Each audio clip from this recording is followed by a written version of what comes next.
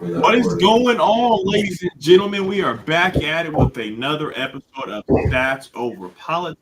As you guys can tell, as you guys can see, audio only listeners, Shaun will not be joining us today.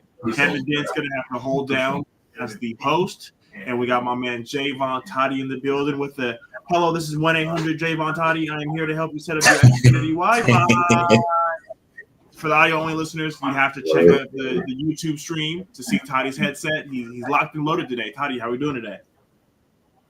Yeah, we're locked and loaded. Shout out to my cousin for letting me use the space today. Welcoming with open arms. I guess you could say he's an audience member in the audience today. So I mean, yeah, I'm ready. We haven't been. It's been a couple weeks, little hiatus, but here we're back and got some things to talk about. Definitely. It's another day, another dollar. As for the audio only listeners, can't tell, I got my C breezy braids going on. Trying to be like Jaevon Toddy one day. It's a long process, but I got to get there. Got to start somewhere. So we are going to be covering a lot of NBA and NFL on this episode 153 of Stats Over Politics. Before we get this going, please, like always, subscribe, show some love, follow us on all our social medias. We are putting out the social content for you guys. We want to make sure we're giving you what you want. If you don't like what we're giving you, make sure you come in and let us know.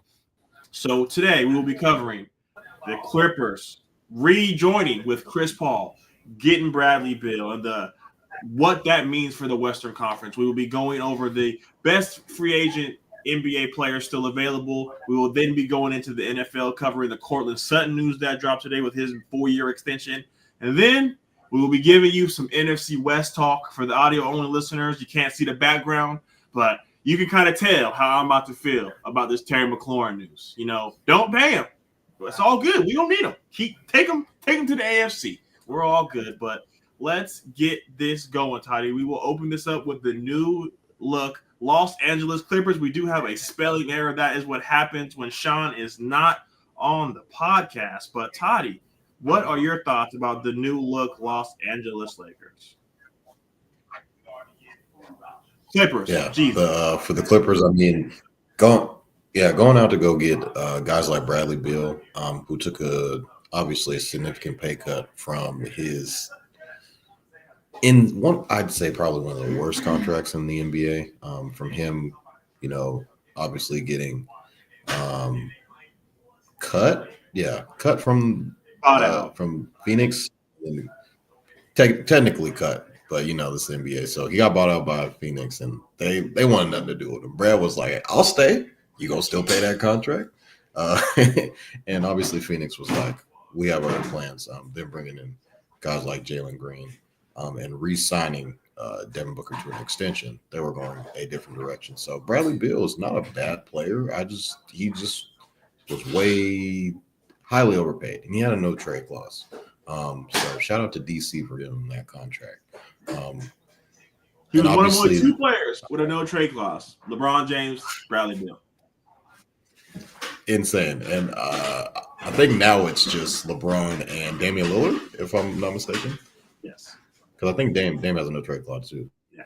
And obviously them getting Chris Paul, it's gonna be interesting. So what is the 5? Is the 5 Chris Paul, Brad, Harden, Kawhi, Zubac? Brother, this is not AAU. You're not starting 3 guards. That's what I'm trying to figure out. So how does this work? I feel like if anybody can figure it out, it's definitely Ty Lue. They took the Nuggets to 7 games, and the Nuggets took the Thunder to 7 games. So does that mean that the Clippers could have beaten OKC? I don't know. I think the team that they have currently is interesting. I think they're better now, but I don't know how much better they can be because we don't know how good Kawhi Leonard's going or how healthy Kawhi Leonard's going to be. And we all know that James Harden, when he gets to the playoffs, he has these flashes, though. That's the crazy part. Like, I'm a Harden guy. I know Kenny's probably going to get on me for saying this, but in the playoffs, when they need him the most, he's not going to show up as much as he wants to. So, oh my gosh, almost like I don't know how. Why is Lamar catching strays? What the hell? We're talking about basketball here. Whoa, but I think what it is. I don't know what Chris 40-year-old Chris Paul is going to do for you? Like, what is Chris Paul coming off the bench? Like, is that? I feel like that's probably what has to happen. I think Brad's going to start. You start Harden. You might have Chris Dunn in the lineup for defensive purposes. Can Kawhi give you 60 games? He played like 30 something. He missed basically half the year last year. So this Clippers team is interesting. Adding Bradley Beal. How good can Bradley Beal be? Our guy Dre says in the comments, CP3 starting. So what's the lineup though? That's what my real question is. Is it CP? So Brad's coming off the bench?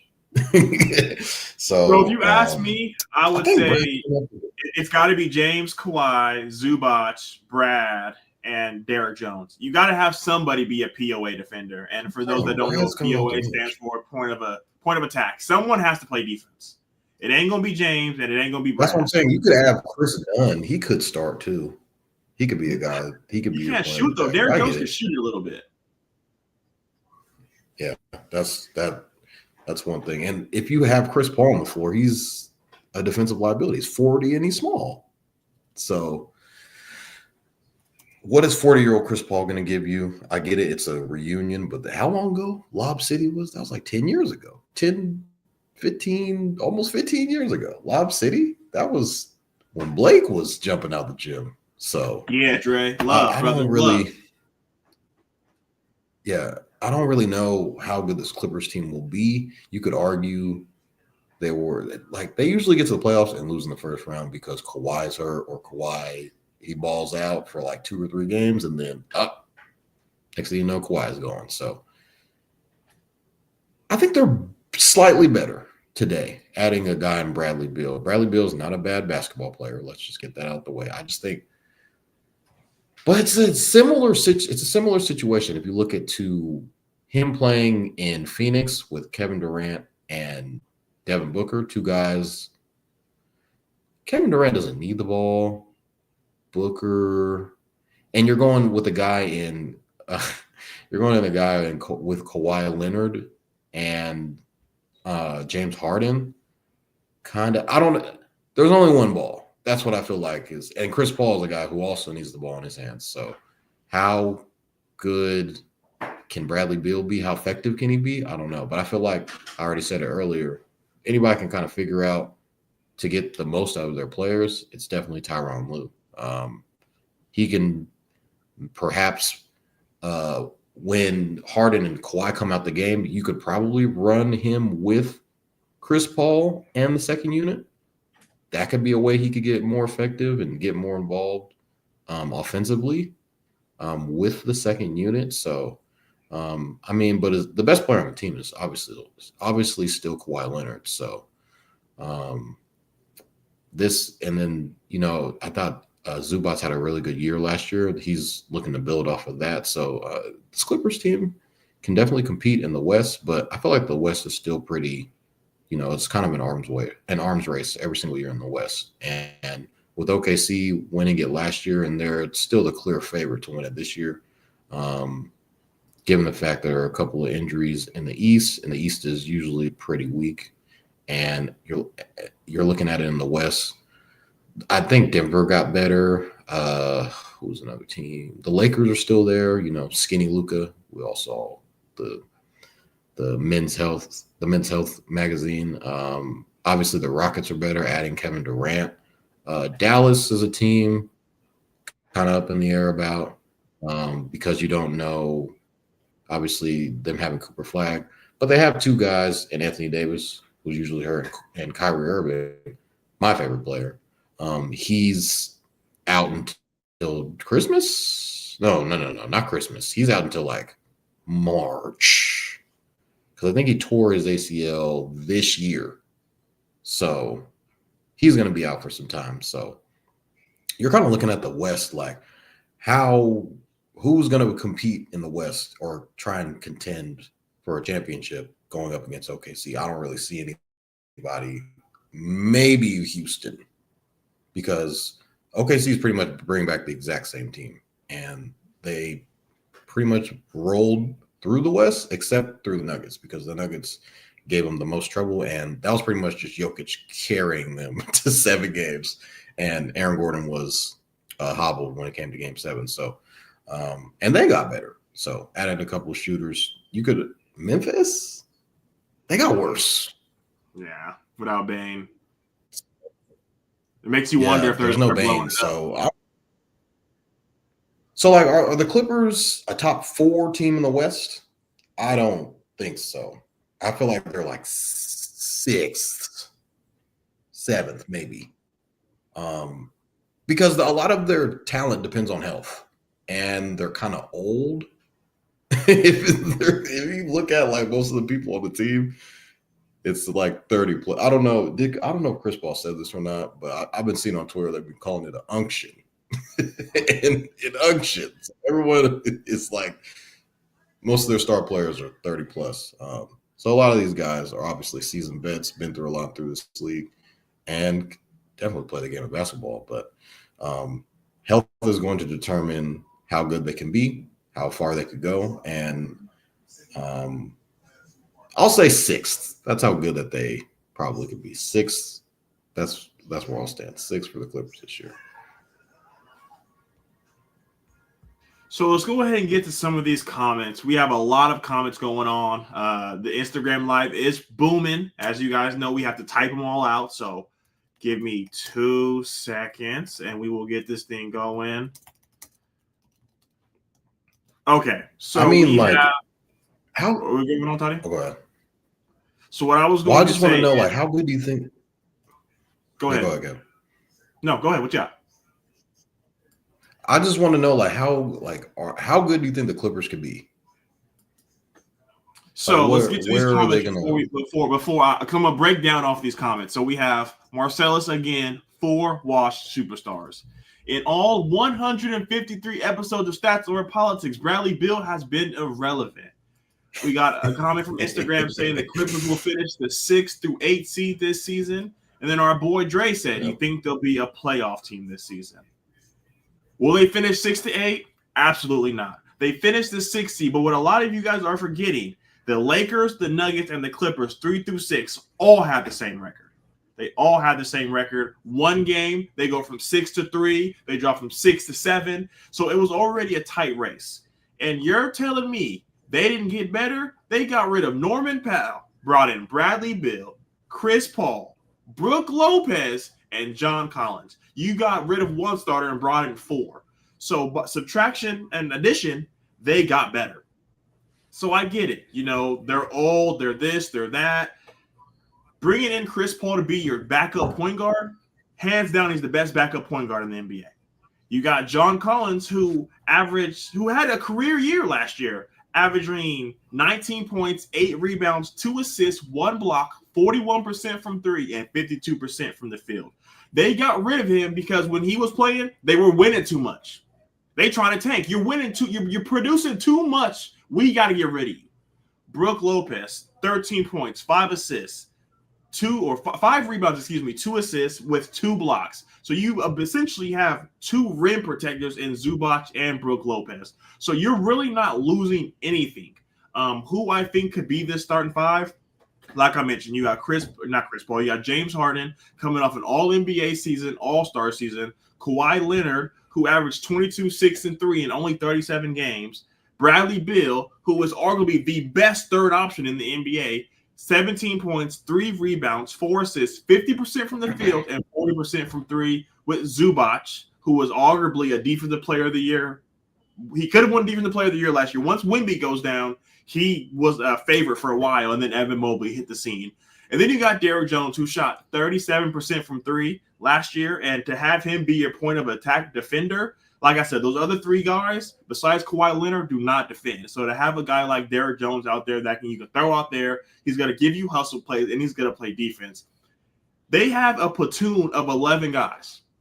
Toddy, there has been 6 examples of in NBA history where they have played 11 guys and the youngest guy was 28. The youngest guy on this team is John Collins. So the Clippers, 2016, 2017, played 11 guys 1 time, and the youngest guy was 28 years old. And then in 1998, the Miami Heat did it 5 times. So we are going to see that number tripled by the time it's the end of the season because they're going to play 11 deep. So what Ty Lue is doing is saying, Kawhi Leonard, when you go down, we were 26-11 with just James Harden. James Harden said, get in my backpack. I'm taking us there. Now you add a John Collins. Now you add a Chris Paul. Now you add a Bradley Beal. So let's say 70-30. He's a number 2 option. 30% is the number 3 option. So even when Kawhi is sitting down, you're still bringing in Bradley Beal. A lot of guys are disrespecting Bradley Beal because of what he did in the Suns. The Suns was a shit show. Before he got there, they're going to be a shit show after he leaves. Bradley Beal on this new look Clippers team is going to make them a lot better. It's not crazy to think that they can be a top 3 seed in the West. You know, it's not crazy to say they'll be a top 2 seed in the West because I am not the biggest fan of the Houston edition of Kevin Durant. If you've been listening to the podcast, you know that I'm not the biggest fan of it. You know, I get it. You traded for the name. He's won 2 playoff series in 6 seasons. So we're gonna be moving on from there. I think the Clippers can be. I think they can be a top 2 seed. Could they be number 1? They're not gonna be able to surpass the Thunder. And like Toddy said. This Clippers team with Norman Powell took the Nuggets to 7, and then the Nuggets took the Thunder to 7. Does that mean the Clippers going to take the Thunder to 7? I don't know. But what I'm going to come on here and say is this new look Clippers team is legit. And to have a coach like that in Tyronn Lue, the sky is the rock. The sky is the limit. You know, can they win an NBA championship? I don't think so because the Thunder are just so good. But I think this new look Clippers team is going to be very good, Toddy. So if you have to put your money on it, after hearing our conversation, if you have to put your money on where they finish, where are you putting your money? 6th. Number 6. That's where I'm at. The West currently right now is I'm looking at Lakers, I'm looking at the Rockets, Mavs could be in the mix, Warriors are another team. OKC they're in their own lane. So what I named OKC, I named the Rockets, Warriors, Lakers. I said the Mavs. I feel like the Mavs are going to be in there. Clippers, they're right there. So I mean, unless you think they're going to be like 4th or 2nd, I don't know like how good they could actually be. And Kev, you brought up a really good point about them playing fairly well when Kawhi Leonard was out and James Harden was pretty much carrying throughout the regular season. That could be another role, let's just say, if James goes down or if Kawhi goes down, Brad's going to step in and be like, hey, I can score. You need me? You just want to roll the ball out, scheme up plays for me? Not a problem not a problem by me. So they could be – I feel like I'll say their ceiling is 4th, floor is 6th. They're like right in there. I don't think the they're comments playing are coming team. for you, Toddy. I feel like the comments are coming for you, brother. You missed 2 teams. The Kings and Dre said the Warriors always manage to make the playoffs when he's not wrong. So you didn't mention the Warriors. I wouldn't say mention the Kings. You know, we're going to be the new the Chicago Kings of the Western Conference. And then Ty Lue is not the coach to bring them a title. Ty Lue was the coach that brought them back 3-1. Game 6 said, everyone leave $100 in the ceiling. We're going to come back to get our money. And he did. So, Toddy, I need you to stand on business with what you have just said. We are going to do a this or that Clippers Big 3 edition. Let me go ahead and. Okay. Wait, first is the Big 3? The Big 3. Beal, Let me get Kawhi? We do this for clip purposes. We're going to do a this or that Clippers Big 3. James Harden, Kawhi Leonard, Bradley Beal. First team up, the Houston Rockets, KD, Sengun, Amen Thompson. Give me the Clippers. Give me the Clippers without a doubt. Okay. What is Amen? What is Amen Thompson right now? We don't know. He's a project. At this very moment, July 29th, he is a project. He's not an all-star like any of those 3 on the Clippers. What is Sengun? A splash in the pans? He's like we 20 don't know. years old. Hey, brother, I'm like I said, I'm taking the Clippers and I'm standing on business. We know what these guys can be. I mean, hey, I told you. How many playoff series KD won the last 6 years? 2. Two Give me the Clippers. 2 in 6 years. Next big three: Orlando Magic, Desmond Bane, Franz, and Paolo. Magic. Give me the Clippers. Who you taking? Kevin? Take the Magic? The Magic. Yeah. Until why are you taking the old people? You be the main one that be talking shit about people that they're 30 years old. They're old, brother. 30 We've seen plus. Franz and Paolo play better without each other, right or wrong. We ain't seen them put it together with each other yet. So until we see that, I'm gonna go with the Clippers. Next big three. I gotta get you 70 early. Next big three: the 76ers. From Joel Embiid, Tyrese, PG-13. I'll take the Clippers because Joel ain't gonna be there. Somebody, one of them three is not gonna be playing. Whether it's Paul, you can say the same thing about Kawhi, though. Somebody hurt. You can say the same thing about Kawhi. And I'm gonna take the 76ers. I'm gonna take the 76ers just based off of what we saw Tyrese Maxey look like when he has his running mate. Tyrese Maxey is an all-star when Joel Embiid is on the court. We saw what he was when he's the number one guy. Wasn't too great, but we've seen what he is like as a number one option. Next duo or trio. Dre, this is for you. The Golden State Warriors, Draymond Green, Jimmy Butler, and Stephen Curry. I'm going with the Clippers. Why did you say Draymond Green is part of the pick? Who else would you submit to this? Buddy Hield? They don't have a big three. They got a big two. Give me the Clippers. So I'm assuming you're going with the Clippers then. Next name. The Dallas Mavericks. Kyrie Irving, Cooper Flagg, Anthony Davis. This is tough because Kyrie is technically hurt. So, well, even if he was healthy, you're still not going to take them. I'm going with the Clippers. I see a lot of spacing issues with the Mavericks coming up this season, so I'm going to go Clippers. I'll take the Mavs. Next team, the New York Knicks, Jalen Brunson, Karl Anthony Towns, and OG Anunoby. Give me the Knicks. Damn, not Bridges? I mean, Bridges is like the defender. OG actually gets buckets. I mean, whatever makes you feel better. If you want to throw McHale in there, whichever three. Okay. I'm taking him just because they have Jalen Brunson. Yeah. I'm going with the Knicks regardless of who the third guy is. I've seen Brunson hit a step back over Asar Thompson. Last name in the playoffs. Last trio, the Cleveland Cavaliers, Donovan Mitchell, Darius Garland, Evan Mobley. Give me the Cavaliers. I came on this podcast and said Evan Mobley was going to have a big leap, and he did. As long as they can stay healthy, I think this Cleveland Big Three is better than the Clippers Big Three. I know the Clippers Big Three has the experience, but the Cleveland Big Three is going to put it together. So I'm going to go with the Cleveland Big Three. Who are you thinking? I have yet to see Donovan Mitchell do something in the playoffs. Darius Garland, Evan Mobley. Can we get to conference finals? I get it. They're all extremely talented and young. If I were to basically go off trajectory, youth, if I were to be consistent, it would be the Cavs.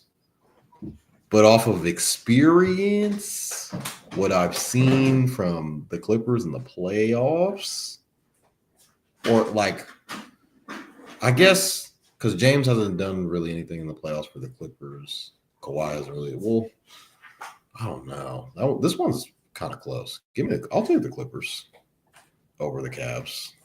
Interesting. I'm just saying because you looked at me like I was a fucking fool for saying the Clippers over the Rockets, but you gonna take the Cavs over the Clippers.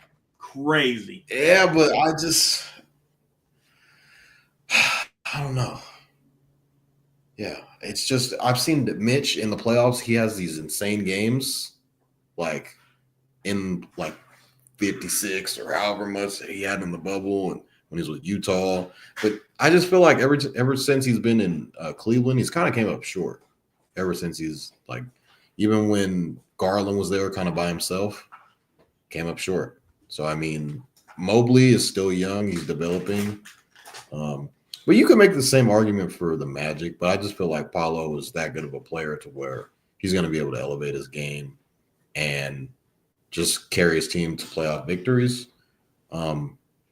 Coming up this season, I'll take the Clippers over the Cavs. Okay. Well, you stood on business, and that's what I wanted to see. So we got one more NBA topic. So we are going to talk about the best fits for these available NBA free agents. Toddy, the first person we will talk about, and when we talk about this hypothetical, it's a hypothetical. So we're not talking about money, anything. Where would be the best fit for a player like Josh Giddey? Giddey? Oh, man. He's a free agent? I thought he was a restricted free agent. He's a restricted free agent, but he's still yet to be unsigned, and that no team has made an offer for him. So it's either the Bulls or the Pool.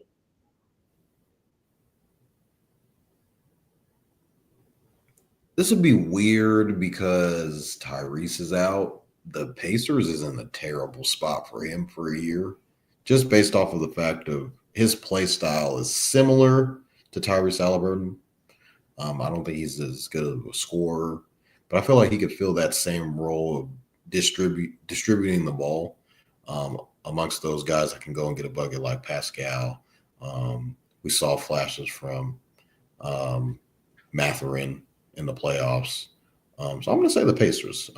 They're a team that's people are kind of expecting them to have a down year. I feel like they'll have a down year, obviously missing Tyrese for the entire year. So give me the Pacers. I like that fit for him.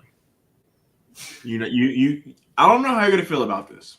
So with Josh Giddey, 15 points, 8 assists, 7 rebounds. 38% from the field, or 30% from three, and 47% from the field. What team could he go to and make an impact facilitating the ball? He doesn't have to be a scorer, but he's going to give you 8 rebounds. He's going to give you at least 9 to 10 assists a night. The Boston Celtics, I think instead of going after an Anthony Simons, who is on a similar deal to what Josh Giddey would get, I think submitting Josh Giddey into the lineup would make you guys phenomenal. Because Drew Holiday and Derek White and Peyton Pritchard combined for the same amount of assists that Giddey averages. So to bring in a guy like Josh Giddey to run the show and to be able to run the show when Jason gets back, to have guys on the wing like Derek White, Jaylen Brown, Jason Tatum, inserting him to a team like that would be phenomenal. But I think the Bulls need to stop tripping and sign him. You ain't going to get nothing better. And that goes to show where the Chicago Bulls are. Kobe White's more of a 2. Ayo's really been able to develop. Matt Butelis has been able to develop. Bringing him back will fill the Lonzo Ball role. We saw how good Lonzo Ball was alongside dominant wing players. I'm not saying Josh Giddey is Lonzo Ball or Lonzo Ball is Josh Giddey. I think the role that they bring would go a long way. So I would say, in my hypothetical, I would say the Celtics would be the best fit for Josh Giddey. But in reality, I would think that the Bulls need to just pay him his money, because there's nothing better that you're going to get. And I get it. They were a coin toss away from the number 1 pick, but that's how the world works. Next free agent, Toddy, Cam Thomas. He averaged 24 points, 4 assists, and 5 rebounds. Don't be fooled by that 24 points. That's all I'm going to say. Hey, Cam, hold on, Kev. Hold on now. You're in Brooklyn. Ain't nobody else out there. Cam, I need you to let's roll that ball out. Now I get it. Cam is a bucket. I understand how good, very talented basketball player. But this dude wants max money, Kevin. Max? You gonna give Cam Thomas the max? He don't want no max money, brother. He just wants to get paid. So I listened to the Brian Windhorst podcast. They offered him a 3-year deal with a 2-year deal with a team option. That's ridiculous. Cam Thomas on a contender, you look at his numbers completely different. Yes, they're not 24. Maybe they're 18. But Cam Thomas would be the best 6 man in the NBA. Right or wrong? You put him on a Say that one more contender. time. You put him on a contender. He's the best 6-man in the NBA. I think so. That's where I feel like his role is. He's like a good 6-man off the bench. He can finish games for you. That's what I feel like. I think Cam thinks I need 30 million a year, 35 a year. And I don't think he's that. I feel like he's closer to I think he's a Ben Mathurin on steroids, if that makes sense. We saw the 30-point game Brother, that he you had talking about don't let 24 in the points game finals. for you. Ben Mathurin went for 30 and shit himself the rest of the series. So don't let that 30 ball fool you. Well, he's second year in the league. Plus, he was hurt last year. So I think Cam Thomas would be great on a Lakers, a Rockets, he'd be phenomenal on the Timberwolves. Like the Timberwolves need scoring desperately. I think the Bucks. The Magic is another team. Oh, you said Cam Thomas on the Bucks. They desperately needed scoring. The Bucks. Hey, bro, Cam Thomas on the Bucks would be phenomenal, brother. And another team that I think Cam Thomas would really, really flourish on is the Denver Nuggets. Oh, I like that. Take a prove-it deal and come off that bench and help them win a championship. Like a 1 year, 10 million, something like that. If you put him on a prove year, brother, he needs 1 year, 17. He has to go to I think he has to go to. Is he a restricted free agent too? Is he also restricted? Yeah. Okay, yeah. So I just think he needs to go somewhere where a team is actually good to see how good he actually is. What is that?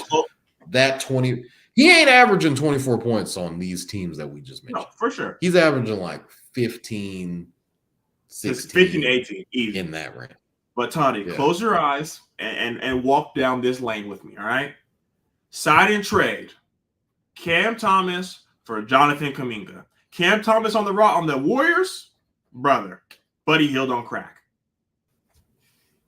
You give Jonathan Kuminga the keys to run his show in Brooklyn, and Cam Thomas gets to go be a 6-man. Back up Steph Curry. Are you frozen, brother? That would be some shit. I heard Steph Curry. He's going. So what I said was a sign and trade. He's going for Kuminga for Cam Thomas. Kuminga to sign and trade for Brooklyn. who? Cam Thomas to the Warriors.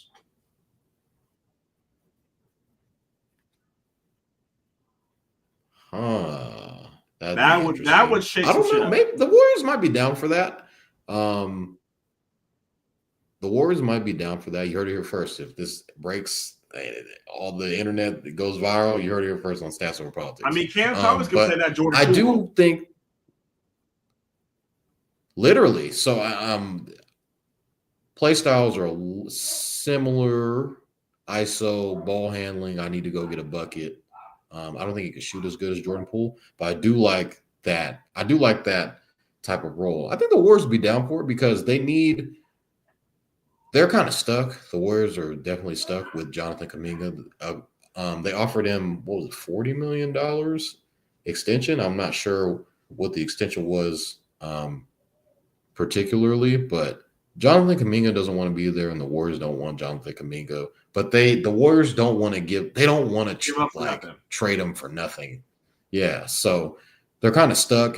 But the whole league knows that they're stuck, so it's like you might as well just take this deal anyway and not get anything, because Kuminga might miss games. He might just say, I'm not going to play. If they don't extend him, this can definitely get ugly.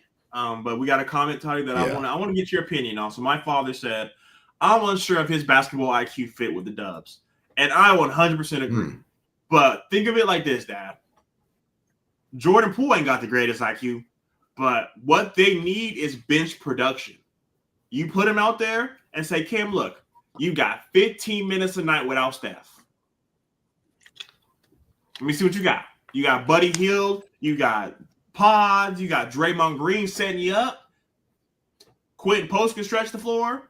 I think them getting him would be phenomenal. But we kind of mentioned this guy already. Last guy we're going to talk about is Jonathan Kuminga. Toddy, I don't even want to hear what you got to say. There's one fit, and there's one fit only. It's the goddamn Sacramento Kings. Golden State Warriors, if you're listening, take Devin Carter, a first-round pick, and Dario Saric, and say, God bless you, and give us Jonathan Kuminga. If you want, we can even throw Malik Monk in there. Jonathan Kuminga needs to be a Sacramento King. Malik Monk gives you that scoring punch. Devin Carter, if Shaun were here, he's him. Send him on the first. I'll come back to summer league game. I'll come back to Sac personally and be the moving company. Get his ass out of here. Jonathan Kuminga in Sacramento, he gets to get the minutes he wants, and he gets to get the production he wants. He's going to get the opportunity to showcase his game. And Shams already said it's us and the Suns are both willing to give him the long-term contract and give him the minutes he's looking for. The Sacramento Kings are the only place Jonathan Kuminga needs to go to, Toddy. So if you don't have the Sacramento Kings, we're moving on to the next topic because it needs to be the goddamn Sacramento Kings. I've been talking about this for fucking weeks. Yeah, I already mentioned, the whole Jonathan Kuminga Warrior situation. It's kind of hit a stalemate. There's not really any other teams. I mean, I saw like the Suns, or there was another team that was kind of interested in them, but I think they kind of bowed out. The main suitor seems to be the Kings, and the Warriors just don't want to just let them go for nothing. And I don't feel like the Kings offer is nothing. You already mentioned Malik Monk and Devin Carter. And a first round pick seems like a pretty solid deal for me. And I would assume you guys would have to sign Kuminga. What does the money look like for him? 4-year, $150. Same thing they gave Jalen Johnson. So yeah, I'm obviously he'd be like the start. He'd be like the start of your rebuild type deal. Is that what would be going on here, Kevin? So I don't really see any other teams interested in Jonathan Kuminga. I think pretty much the whole entire league is aware of this situation and that he's disgruntled, not really happy where he currently is. And the Kings know it, and they're like, here's the offer that we got. See if you can go. I feel like the Kings, Scott Perry and the Kings kind of called their bluff. And they were like, hey, try and go see if you could get something better. And that was like almost a month ago, 3 weeks ago. And nothing has happened. And we're about to be hitting football season. Usually everything is kind of just wrapped up when NBA free agency is basically done. It's basically done now. So they're kind of in the dog days of summer, as we all are when it comes to sports. And they're just kind of just sitting on their hands like, well, we'll just wait. And then I saw another report come out saying that they're willing to wait till the trade deadline. Those offers will be even worse. Yeah, because they know you got to get rid of them. Yeah, so it'll be basically 50% off the whole entire store at this point when we get to the trade deadline. So I think they should just take the deal now. The only team I really see is the Kings that are as interested in Kuminga as anybody. So unless there's a secret team out there that the Warriors have been talking to for a month and nothing's really transpired. So I agree with you. I think pretty much the only spot is the Kings, and Kuminga probably thinks this should have happened weeks ago. So you get the best trade. We're all kind of just waiting for it to happen. You get the best trade package from the Kings, and if that's what you're looking for, tell them to pack his bags. Head down I-5 and go to Sacramento.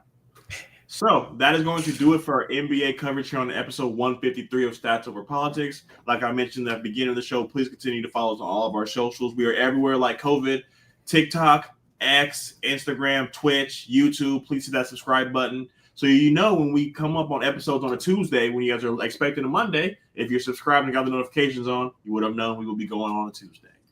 So we talked about it in the intro. You see the background. Go Birds. Toddy, I got one question for you.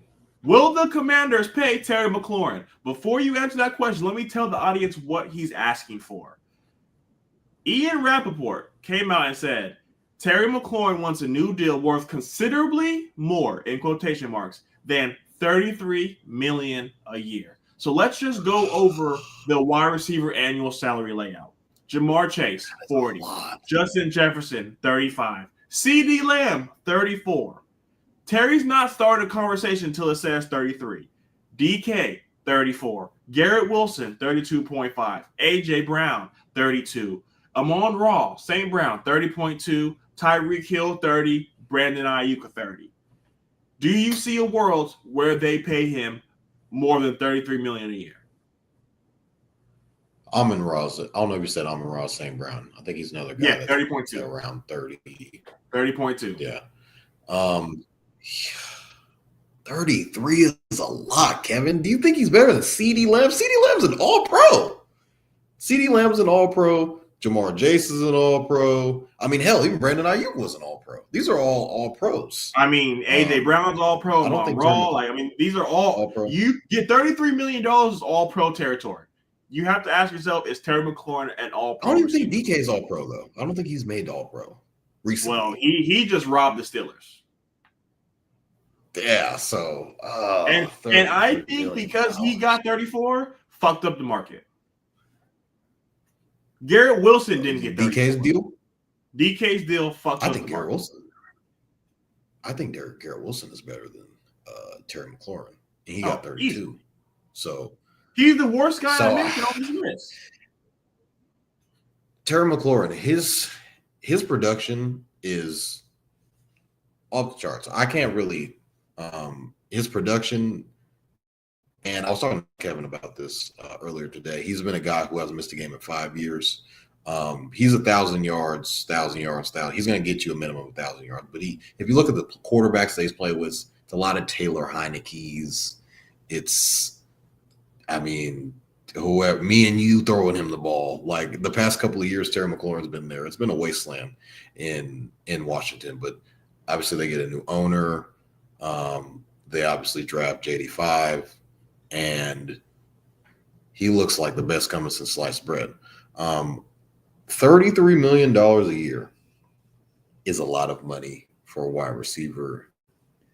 And all the guys that you mentioned are like elite. There's a gap. There's a gap between pretty much. Like, is Terry? I think Terry is better than DK, but I do feel like his deal is kind of like you held the Steelers' feet to the fire. Like, who else are you gonna go get? Like, oh man, I think he's like. I feel like Terry's in the $30-ish million range, like 30 million. That seems logical, like the Amon Ross, even though I think Amon Ross is better than Terry McLaurin. Brandon Ayuk, he's hurt, obviously, but he at least has an all-pro under his belt. I don't think Terry McLaurin has ever made all-pro, or he may or may not have made a Pro Bowl. But then you could also look at it as how important are you, how valuable are you to your team? And I think that he's extremely valuable to the Commanders currently. So that plays into a role of, hey, I'm the best receiver on the team. Who else you gonna go get? So you could say what he's trying to do is kind of corner the Commanders, like, who else are you gonna go get? I'm all you got. You gonna just have Debo running out there? Okay. So I think what he's doing is what his thinking is, I want this amount of money because I'm this important to the offense, to the team, and my production, and I don't miss games because I think we can all agree this is the best availability. Best ability is availability. He's available. He's going to play all the games. $33 million is a lot of money. I wouldn't pay that. When me and Kevin were talking, we went back and forth literally every single day last year when Brandon Ayuk was holding out for his contract. He's going on podcasts. He's recording. He's trying to get JD5. He's like, man, you better come get me. Y'all gonna come get me. He's on camera, this, that, and the third. And we're going back and forth, like, how much is he going to get? I'm like, he's probably going to get 27, 28, like around that. They came out and he got 30. So I would not be shocked if the Commanders pull the trigger and give him the money that he's asking for, based off of the fact that he is extremely important to this Commanders offense, this Commanders team. I'd imagine he's one of the leaders in the locker room for that team.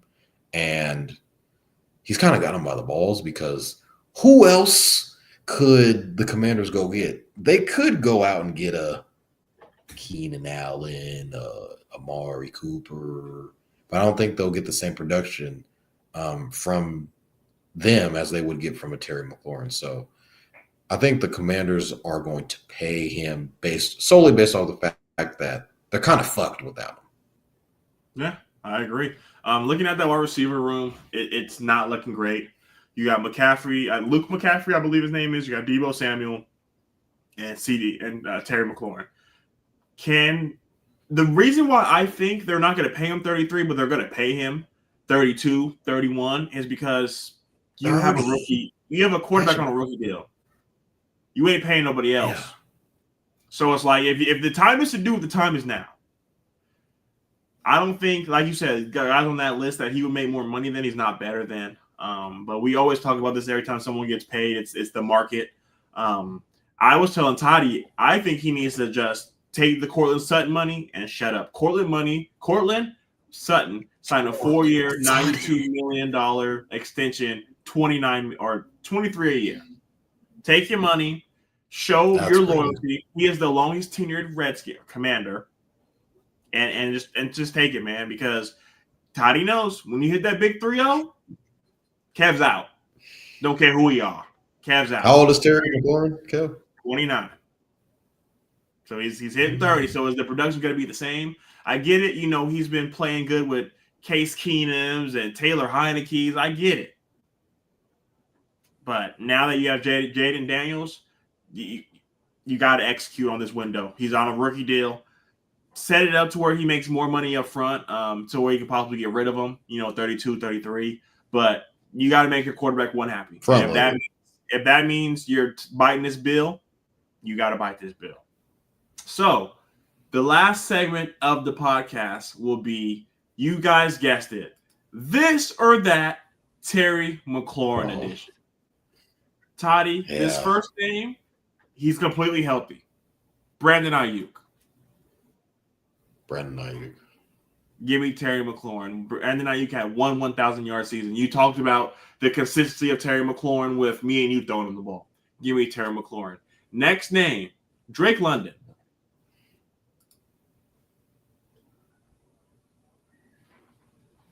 Give me Drake London. Yeah. Next name, Ladd McConkey. Don't disrespect Terry McLaurin like that. Give me Terry. It's not Ladd is cool though. Ladd is crazy to say Ladd. Ladd is cool. I'm gonna go Ladd McConkey. I know he had 1 year. That's what Kev. Kev's a one-season guy. He's quick to point out you only had one good year. Brother, I'm willing to bet that you'll have a better season than Terry next year. Next name, T. Higgins. Give me Terry McLaurin. Yeah, give me Terry McLaurin. T. Higgins can't stay on the field. Next name, Toddy's guy, DJ Moore. DJ signed 30. Didn't DJ get 30? Brother, he was the Chicago Bears. They would sign somebody at 40. They signed anybody. I'm going to go DJ Moore. We're talking about production with bad quarterbacks. He was putting up numbers in Carolina. I'm going to go DJ Moore. I'm not going to take too much hint on last season because he was hurt. We saw what he looked like with Justin Fields. Just imagine what he looked like with a healthy Caleb Williams. Give me DJ Moore. That's tough. I'll take DJ Moore. I think I traded for DJ Moore for Terry McLaurin in the fantasy league last year, if I'm not mistaken. Next name, Jackson Smith-Njigba. Give me JSN. Terry McLaurin. Ooh, you're an Ohio State guy. It's not even Ohio State bias, brother. I just think JSN is now where he was balling as a number 3. Now he's the number 1. So now they're both going to have number 1 targets, number 1 production. I think Terry McLaurin is not going to be better than JSN. Next name. Number 1 coverage. He ain't faced number 1 coverage. That's fine. Hey, we good. Next name. Mike Evans. Both guys put up numbers with bad quarterbacks. I'm going to go Mike Evans. Mike Evans deserves the respect. I'm gonna go Mike Evans. Yeah. Last Yeah, name. I'm Mike Evans all the way. Last name. DK Metcalf. Give me Terry McLaurin. Give me Terry McLaurin without a doubt. I think like DK is good, but I don't think like he's not what his contract. He's not a. No, he's like a 28, 29, 30 in that range. But he got not 34. He got a lot. Yeah. So that is going to do it for episode 153 of Stats Over Politics. This is your host, Kevin Dent, joined by Jaevon Toddy, 1-800-XFINITY. Call me for the Wi-Fi. We are closing out. Toddy, do you have any closing statements for the people? Hey, man. Be on the lookout for that boy, Jordan Watkins, rookie wide receiver for the 49ers. We are back, ladies and gentlemen. Ricky Pearsall's back in practice. Come on now. Jawan Jennings got hurt, but that's he'll be all right. He'll be all right. Rickie's looking all right, Kev. Rickie's looking all right. That's all. Before we end off, listeners, I've been telling this to Toddy and Shaun for the past week. Let us know in the comments if you agree. Ricky Pearsall is the worst wide receiver one in the NFL. That is how we are going to close this episode. He's not a wide receiver one yet. But he will be if Juwan's hurt. Worse than the NFL. We'll see. You can name 31 better guys than Ricky Pearsall. Just because he got shot, don't bump him up a bunch for guys. All right? So that is it for episode 153 of Stats Over Politics. Please continue to show you guys the support. We are almost to our goal of 300 subscribers. So if you guys can go on there, show us some more love, that would be amazing. We are nothing without you guys, and we just want to let you know how much we appreciate you. This is Kevin Dent, Jaevon Toddy. We'll see you guys next